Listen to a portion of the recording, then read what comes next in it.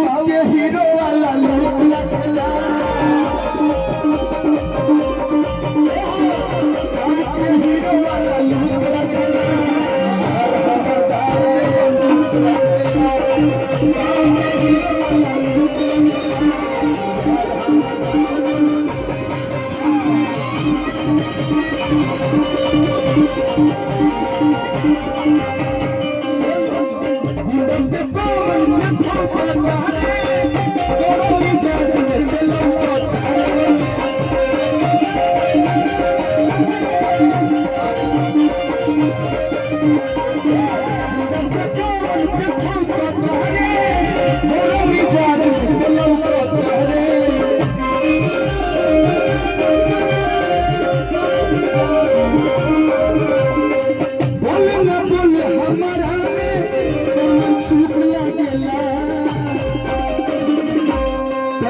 के हीरो वाला look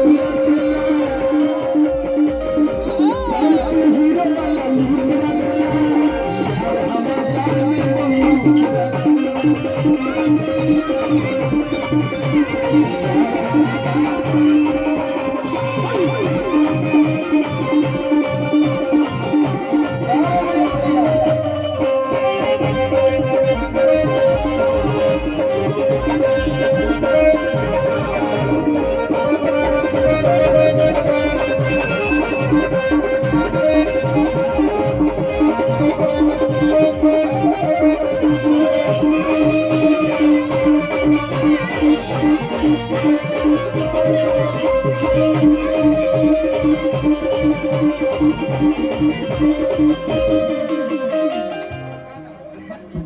अंदित Kumar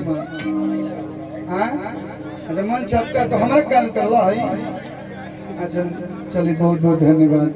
stage में कमैले हुकूमत देता रहा थैंक यू। ये लोग जाना तो लोग कलवा नेता पहले गाड़ी में डीजल तेल लागेला। चलिए मस्ती मजाक आज भर में मिलेला। क्या संजय भैया सवाल भी ऐसा पूछते हैं कि आपको लगेगा नहीं कि इंटरव्यू ले रहे हैं, वही उनका कला है। आज भोजपुरी में केहू भी बा जैसे खेसारी लाल जी बानी, पवन भैया बानी, दिनेश लाल यादव रहुआ जी, रवि किशन भैया या मनोज तिवारी जी। भोजपुरी का कोई ऐसा कलाकार नहीं होगा जिसका ये प्यारो सिप नहीं किए होंगे। और बड़ी ही लकी इंसान है जिसके साथ ये प्यारो सिप करते हैं वो स्टार को डंका बढ़ने लगता है। तो दिल से थैंक यू। क्यों क्यों के पाँव होला, क्यों क्यों के हाथ होला, दुर्गा के भगवान कला दिले बने।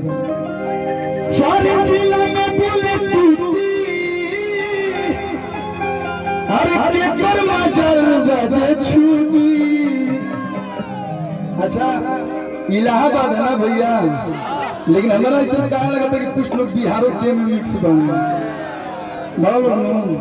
हलवा सुना के बुझा गई कहे के बा कि चार जिले में बोले